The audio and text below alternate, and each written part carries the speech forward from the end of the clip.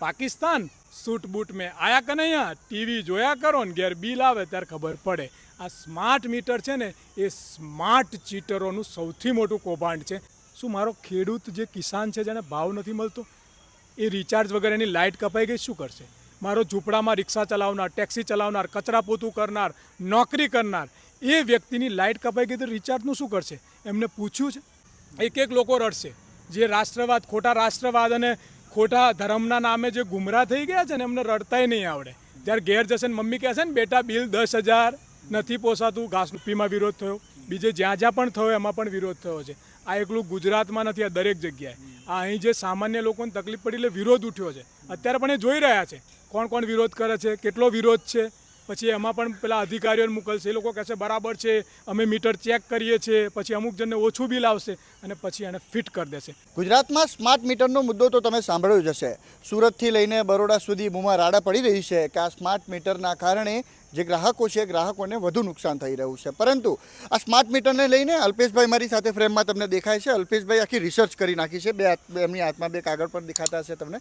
હવે આ સ્માર્ટ મીટરને લઈને અલ્પેશભાઈ શું રિસર્ચ કરી છે એ આપણે એમની પાસેથી જાણીએ। શું લાગે છે આ સ્માર્ટ મીટર વિશે? આ બૂમો રાડો છેક સુરત હોય, વડોદરા હોય, દરેક જગ્યાએ પડી રહી છે। સ્માર્ટ ચીટરોએ સ્માર્ટ મીટર લગાવ્યા છે, આ બધા સ્માર્ટ ચીટરો છે। અને હું બહુ સ્પષ્ટ કહીશ, કોંગ્રેસની સરકારમાં કોર્પોરેટ સેક્ટરનું 15 થી 20% હિસ્સો હતો। સરકારમાં જરૂરી છે કોર્પોરેટ સેક્ટરને। અટલ બિહારી વાજપેયીજીની ભાજપની જે વખતેની સરકારમાં પણ 20 થી 25% કોર્પોરેટ સેક્ટર સરકારમાં હતું, પણ નરેન્દ્રભાઈની સરકારમાં 85% સરકારનો હિસ્સો કોર્પોરેટ સેક્ટરને સોંપી દીધો। અને આ બહુ ચાલે છે। તમે જુઓ BSNL ખતમ થઈ ગયું, એરટેલ, જીઓ બધું આવી ગયું, 200 રૂપિયામાં રિચાર્જ થતું હતું, આજે 700-1200 થઈ ગયા। તમે જો LIC ખતમ કરી દેવામાં આવ્યું, એવું હું નામ બોલીશ તો વિડીયો બહુ લાંબો થઈ જશે।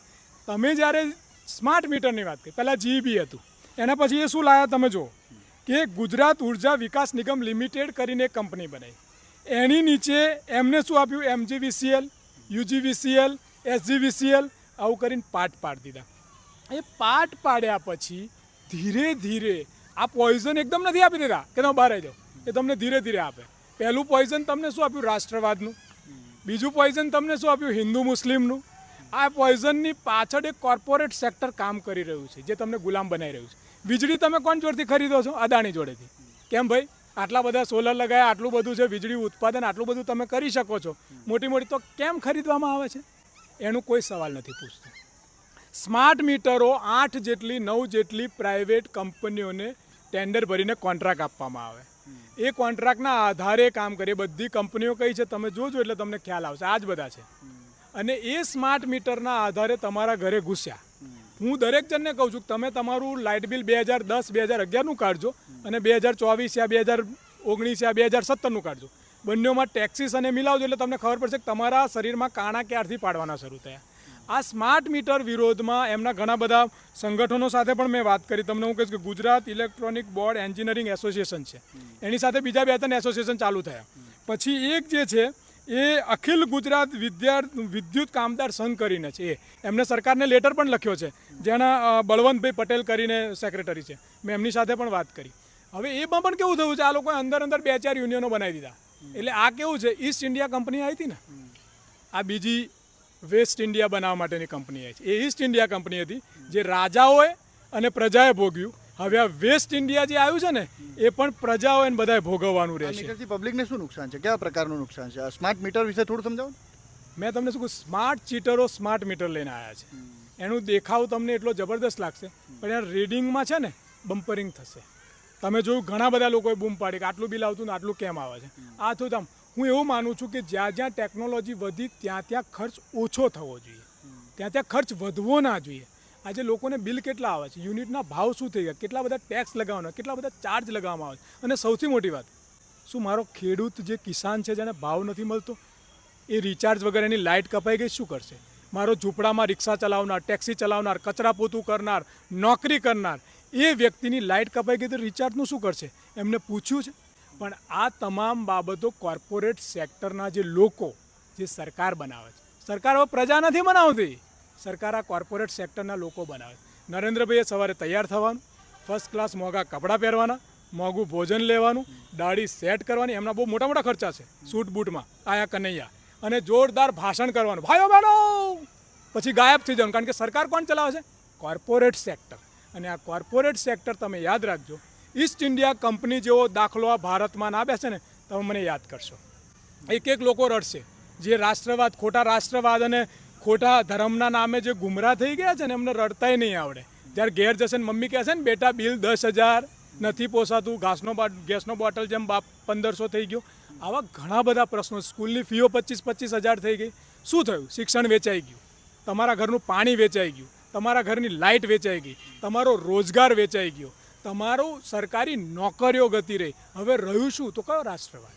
એટલે તમને સવાર ઉઠીને હિન્દુ મુસ્લિમ, પાકિસ્તાન, સૂટ બૂટ મેં આયા કે નહીં, ટીવી જોયા કરો ને ઘેર બિલ આવે ત્યારે ખબર પડે. આ સ્માર્ટ મીટર છે ને એ સ્માર્ટ ચીટરોનું સૌથી મોટું કૌભાંડ છે. આવનારા દિવસોમાં પ્રજા રોડ પર આવશે ને પ્રજાને ખબર પડશે. ઈસ્ટ ઇન્ડિયા કંપનીનો જેણે ઇતિહાસ નથી વાંચ્યો ને એ લોકો વાંચી લે, કારણ કે આ વેસ્ટ ઇન્ડિયા થવા જઈ રહ્યું છે. બેસ્ટ ઇન્ડિયા નહીં, વેસ્ટ ઇન્ડિયા. કોર્પોરેટ સેક્ટરે ચારે બાજુથી દેશને ઘેરી લીધો છે. ખૂબ મોટું નુકસાન થશે અને આ દુઃખદ બાબત છે. આ સ્માર્ટ મીટર આખા ગુજરાતમાં ધીરે ધીરે લાગવાનું છે એવું છે? તમે ગુજરાતની વાત કરો છો? આ 2014 પછી જે આ દાદા આવ્યા ને એના પછી યુપીમાંય વિરોધ થયો. આ એકલું ગુજરાતનું નથી, ગુજરાતમાં તો હવે ચિંગારી જાગી છે. ગુજરાતમાં આ લોકો ડેમો કરે, ડેમોમાં જરીક રાષ્ટ્રવાદને હલાવીને તમને એ ડોઝ આપી દે વેક્સિનની જેમ. 52.5 કરોડ મેં અગાઉ કહ્યું એવો ડોઝ આપી દીધો અને એનો પ્રેક્ટિકલ આખા દેશમાં થયો. યુપીમાં વિરોધ થયો, બીજે જ્યાં જ્યાં પણ થયો એમાં પણ વિરોધ થયો છે. આ એકલું ગુજરાતમાં નથી, આ દરેક જગ્યાએ. આ અહીં જે સામાન્ય લોકોને તકલીફ પડી એટલે વિરોધ ઉઠ્યો છે. અત્યારે પણ એ જોઈ રહ્યા છે કોણ કોણ વિરોધ કરે છે, કેટલો વિરોધ છે. પછી એમાં પણ પેલા અધિકારીઓને મોકલશે, એ લોકો કહેશે બરાબર છે, અમે મીટર ચેક કરીએ છીએ. પછી અમુક જણને ઓછું બિલ આવશે અને પછી એને ફિટ કરી દેશે. 22 કરોડ ઉપરાંતનું એ મીટરનું ઉત્પાદન કરીને લગાવવાના છે. એમાં કંઈક 10 કરોડ સમથિંગ જગ્યાએ ઇમ્પ્લિમેન્ટ થયું છે. આવો એક આંકડો પણ છે. મતલબ આ ખૂબ જ ગંભીર બાબત છે. આ જે લોકો મંડળો છે, જે યુનિયનો, એમને સરકારને લખી પણ આપ્યું છે. અને તમને સૌથી મોટી વાત કહું, જીઈબીના જે લોકો છે એ લોકોને તો અત્યારે કોન્ટ્રાક્ટ બેઝ ચાલુ થઈ ગયો છે. એ લોકોને ભય છે કે અમારી નોકરી જતી રહેશે. આઉટસોર્સિંગ ચાલુ થઈ ગયા છે. અને એમાં તમને કોની જો લડાવે? કિસાન એમ કે આ તો બહુ બધા પૈસા અને ખોટું અનાજ ઉગાવે છે એટલે કિસાનની સામે એક મોરચો તૈયાર થાય. અહીં જાય એટલે તમને એવું કે આ સરકારી બાબુઓ કામ જ નથી કરતા, આની જગ્યાએ પ્રાઇવેટ જ છે, આ તો કામ ચોર થઈ ગયા. એટલે લોકોના મગજમાં એકબીજાના વિરુદ્ધ ઝેર ઓળી અને કોર્પોરેટ સેક્ટરો બધું જ ખરીદવા માંગે છે. યાદ રાખજો, અલગ અલગ લોકોથી વિકાસ થાય. જ્યારે તમામ સત્તા એક જણ જોડે જતી રહે ત્યારે એવું સમજવાનું કે દેશ ગુલામ થઈ ગયો. એટલે હું ફરી આ રિપીટ કરીશ, ઈસ્ટ ઇન્ડિયા કંપની જે છે એ ગતી રહી, પણ એ સમયે ઈસ્ટ ઇન્ડિયા કંપનીનું જેણે અન્ન ખાધું છે ને એ હવે વેસ્ટ ઇન્ડિયામાં કામ કરી રહ્યા છે. બિલકુલ. તો અલ્પેશભાઈ જે પ્રમાણે કહી રહ્યા છે કે જે આ સ્માર્ટ મીટરો છે એ સ્માર્ટ ચીટરો લાવ્યા છે અને ઘણા બધા એમણે વાત કરી કે આ સ્માર્ટ મીટરને લઈને પબ્લિકને શું નુકસાન થવાનું છે અને કોર્પોરેટ જે કંપનીઓ છે તેમને શું ફાયદો થવાનો છે.